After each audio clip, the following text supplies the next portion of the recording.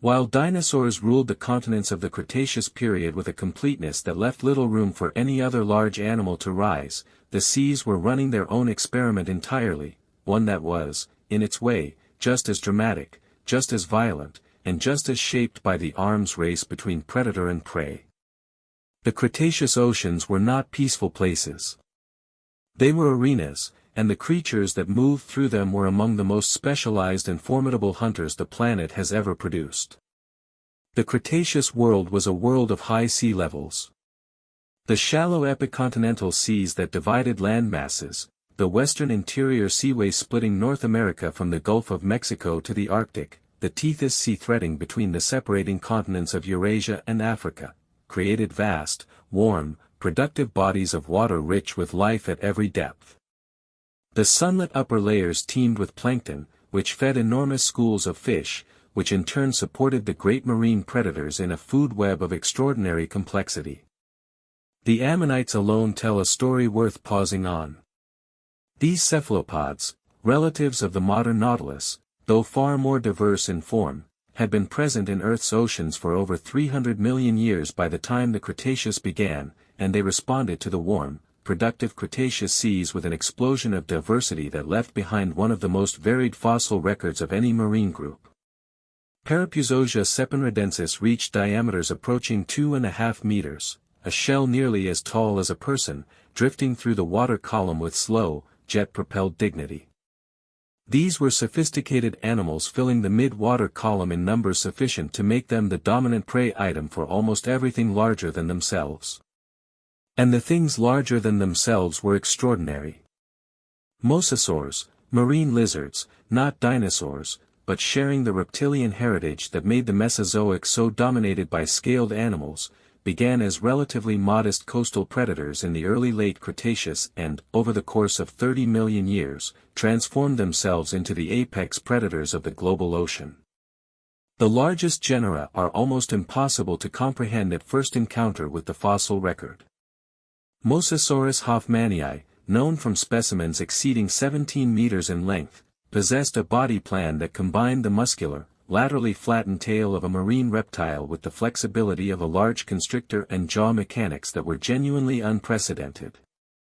Its skull bore 2 rows of teeth, one on the margins of the jaws, one on the inner palate, and the lower jaw could flex slightly at a mid-mandibular joint, allowing it to swallow prey of remarkable dimensions.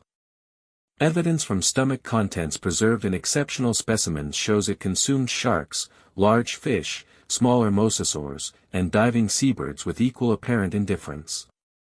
Tylosaurus proriger, found extensively in the chalk deposits of the western interior seaway of North America, was perhaps even more ecologically dominant in its specific habitat, a creature of 12 to 14 meters with a blunt, reinforced snout that it may have used to ram and stun prey before seizing it, in a behavior with no modern equivalent among reptiles. Its skull has been found with the remains of other mosasaurs inside the body cavity, making it one of the clearest known examples of large-scale interspecific predation in the Mesozoic marine world. Platycarpus tympaniticus, smaller and more agile, occupied a different niche, a pursuit predator of the open water, its proportions suggesting a fast, maneuverable swimmer targeting fish and cephalopods in the upper water column. The plesiosaurs offer a different window into Cretaceous ocean life. These were a distinct reptile lineage that had entered the water in the Triassic and spent over 150 million years refining their approach to marine life. By the Cretaceous, they had diverged into 2 dramatically different body plans. The long-necked plesiosaurs moved through the water column in a manner resembling the flight of penguins more than the swimming of fish, their 4 large flippers generating lift-based thrust with remarkable efficiency.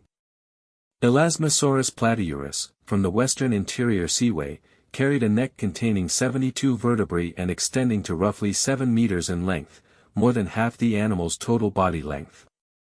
This neck was flexible and sweeping, allowing the small head to move through the water in broad arcs, snatching fish from a school without the body's larger mass disturbing the prey until it was too late.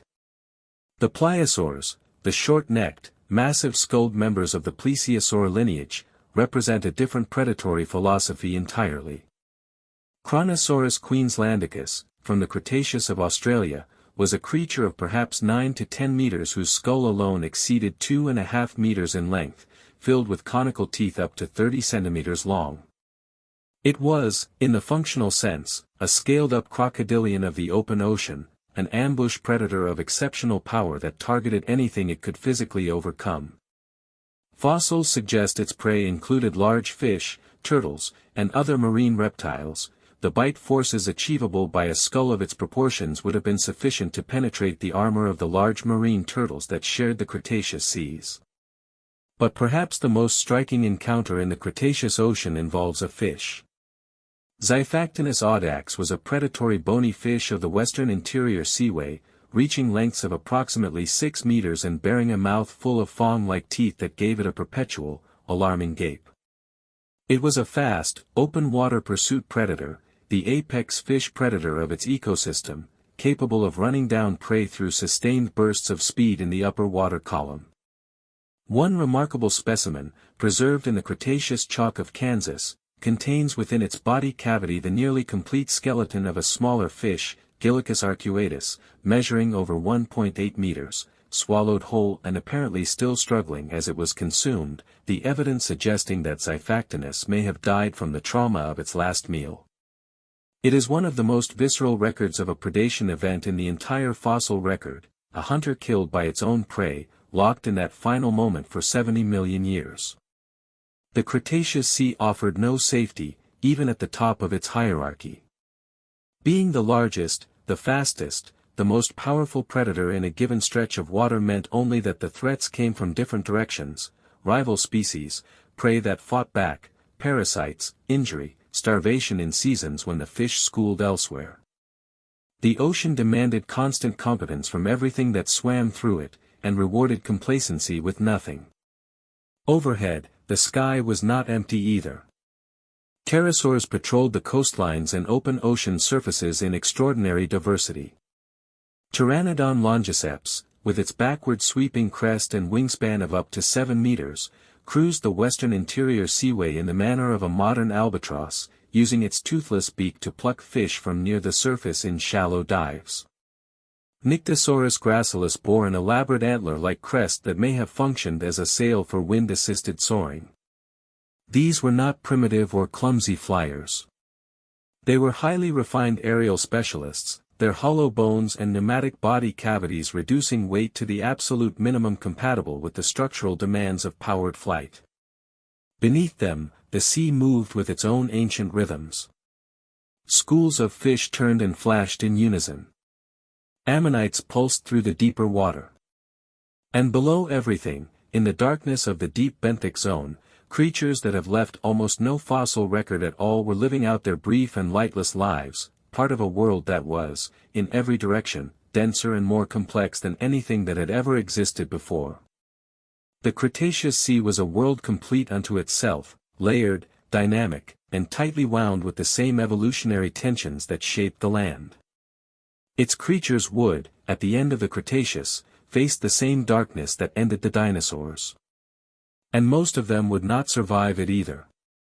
But while the world lasted, they were magnificent.